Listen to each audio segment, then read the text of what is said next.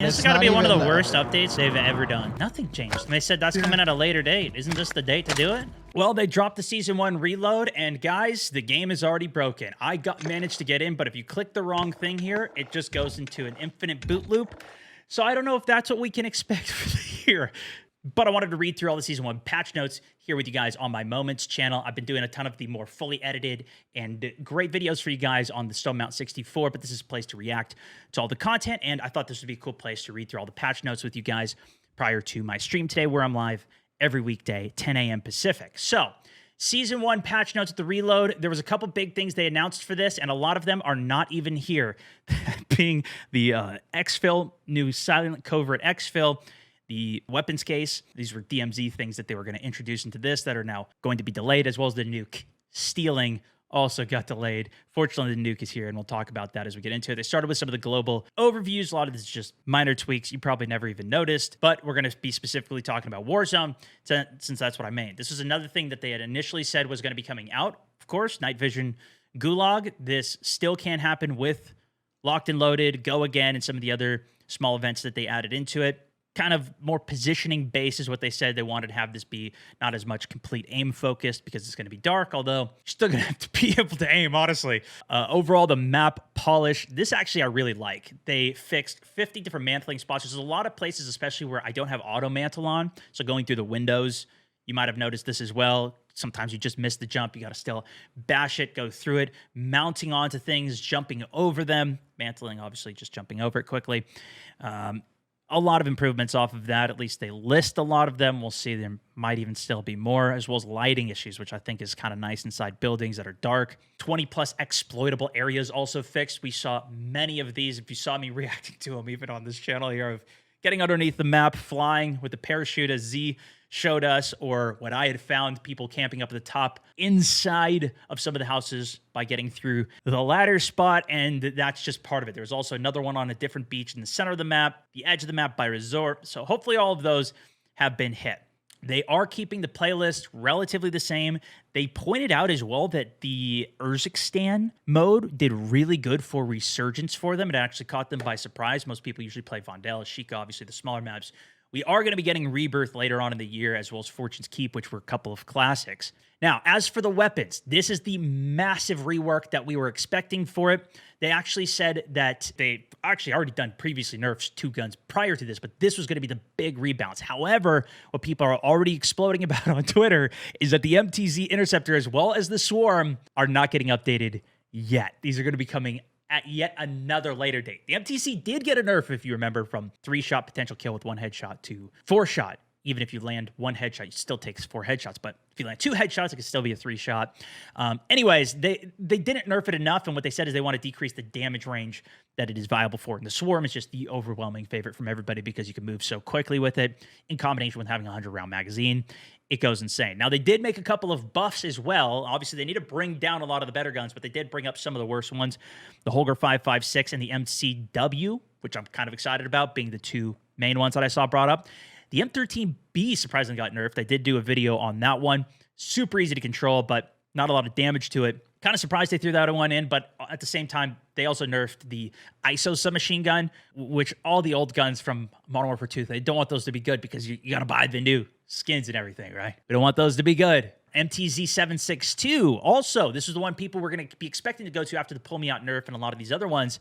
Downside to it is it only has a 30-round mag, but this also got a damage nerf, which I was very surprised by, but it has been very good, especially off floor loop. But of course, as mentioned, all the LMGs got nerfed. Pull Me Out, this has been the main one that people are using because it's just so easy to control the recoil for, although I do think it's minor. I think this is still going to be good. DG, Bruin, TAC Eradicator, as we would expect. Some actual buffs as well to the Arm 9, which I loved this gun. Kind of excited for, as mentioned. The ISO, Rival 9, and Striker 9 also got slight buffs, so that's cool to see. But the big one here I know everybody's going to be asking about is, of course, the Cat Sniper Rifle. This got a very significant nerf, and it gets worse. Bullet velocity down by 8%, but if you look a little bit further, the main ammunition everybody was using down 19%. So if you were headshotting out, basically my build at least was 180 meters before drop start. You take the shot, you got a lot of time. You don't need to deal with drop at all. Lead is very minor, but you still got to put that on. It's a bigger element for it.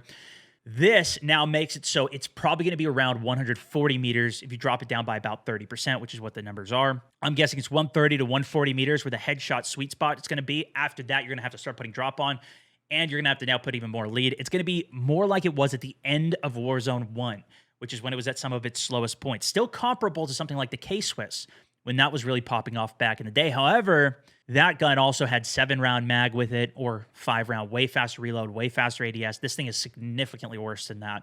So it is going to be even harder to use than before. Good news, at least for me, the shotgun, Dragon's Breath got nerfed. That killed me a couple times when I traded out with somebody. A couple laser tweaks with ADS times, and even the suppressor here. The big thing here, though, of course, is the Champions Quest. This is like the main thing that they actually are putting into the game for Battle Royale, and so a lot of the sweats, I think, are going to be going happy with this. I managed to go on a 7-game win streak the other day, the day before recording this for the update day here on the 17th. They actually, we went on a 5-game win streak, so we'll see if we can pull the nuke off today, although I think it's going to be pretty crazy.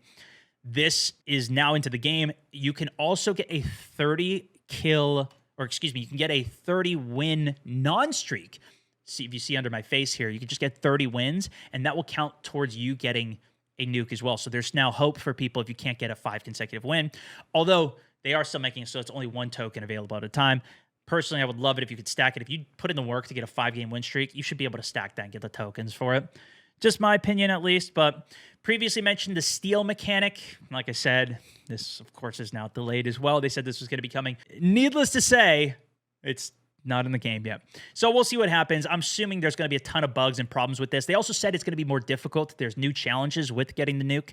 So we'll see how that goes once we actually get the contract. Because the easy part is the 5-game win streak. The hard part is actually pulling the nuke off. Deployable buy stations will now also make stuff disappear from under it once you call it in. So be careful of that if you do throw it on top of some gear that your buddy might be coming back to try and need. Black sites are now going to be ending more towards the center of the zone, which is great to see because they've been pretty much useless so far. Zip lines got a lot of improvements in terms of hopping onto them. Again, we're going to have to kind of wait and see. But a lot of the horizontal ones, especially if you don't grab it in the perfect spot, you will just fall down and not end up grabbing it. I even had this in my previous personal record solo kill win, which has now been trumped. The video coming on that soon. Tracker grenade also is now not going to show up as the spotting grenade. Underwater rebreathers. A couple of you guys mentioned this to me. It didn't even work when you tried to use it. It drowned. So now that does work. Vehicle respawns as well. This I was actually really surprised by. They said this was a bug. The vehicles should have been respawning in the game. So you get a helicopter, you blow it up, another one's going to respawn. Very interesting. Could potentially help with some more rotations. That's actually going to be properly working now. So we'll see. Covert exfils and weapon cases is the other thing that they said was coming, is now been delayed. They also mentioned EOD as a clamping effect of 120. I think this is actually a buff to it, where now the max damage you can take through explosives is 120. That's what the clamp is, if I'm reading this correctly, down from 150. They mentioned down, and usually if they say down, it's a nerf. So I don't know how to read it or understand what clamp is, but there's that. And then quick fix is properly fixed to where if you were plating, I guess it would cancel the health gen benefit for it. That should be working. Bomb drones, you also have a warning from further away, which is kind of nice. They're very annoying, although I do like them because they cannot just one-shot you in the game. Altitude arrows will also be fixed to help you figure out where stuff is. Mainly, you see this with, like, you know, a dot with the arrow over it for enemies pinging on the map for if they're above or below you. They also mentioned some improvements to audio occlusion, where if it's behind like a pebble, you can still hear it. Doesn't just completely take away all of the sound. Plain audio not being so loud, music channels, the cinema sound being on its own one. But the big thing here is the audio sound is now going to be on quieter for your allies. So if they're climbing ladders, running around, sprinting, whatever, it should be a lot quieter. The rest of it is just a bunch of bug fixes. As you can see, there's a lot of them. I read through all of them. None of them seemed super stand out to me in general, but that's the update. Hope you guys like the little overview here. I'm going to be live today checking it out if you want to stop by, and a whole lot more videos coming onto the main channel, Stormout64. We have our real polished, best, craziest clips, moments. Try not to get too repetitive with that content. And then even more of it on my Stone Mountain Plays channel, where we just get into all of the content from the stream. It's more full gameplays for you to enjoy, with, of course, even more of the reaction content on the Beyond channel here. Moments channel, rather. I got 4 freaking channels. I don't know what I'm doing anymore. But this has a lot of the breaking into stuff, reacting to different clips, viral moments, which if you want to send me any, feel free. Also got weekly giveaways going on my website, StoneMount64.com, all year long. Just finished giving away a mouse, so we'll have another one starting up. And then, yeah, Beyond channel is my variety channel too. So if you want to see more nonsense with me and the guys, enjoy. And thanks so much for watching.